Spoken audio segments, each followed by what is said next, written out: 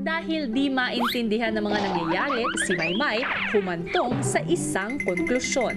Siguro nagtago sila doon sa loob ng may wagang kapitbahay.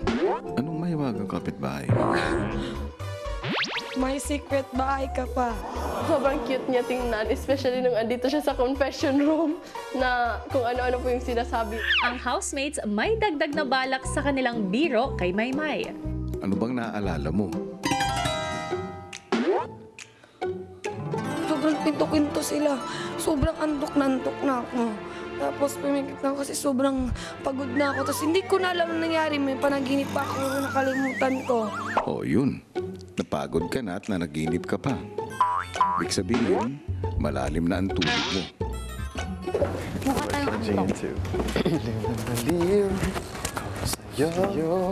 Ba't di mo tingnan? Sige, lumabas ka. Ako'y binibig.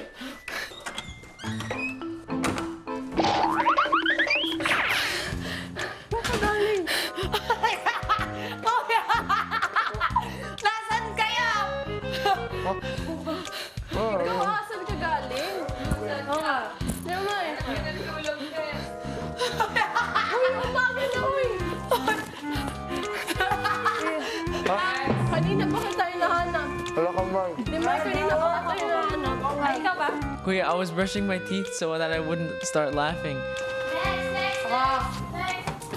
Hoy, Hindi maliligo na, kayo. ikaw ba? Hindi ka pa rin maliligo. Kahapon ka pa hindi naliligo. Maligo ka na, 2 araw ka na hindi naliligo. Sisikat na yung araw, hindi ka pa naliligo. Kuya, ito na lang pag-asa ko. Di ba nandito kayo, nagtago kayo? Ano nga nang gising ni Kuya? We were all good actors, so.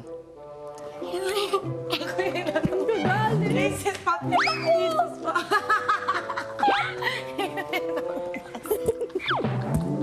Kuya, Maligo ka na, sa tabi pa.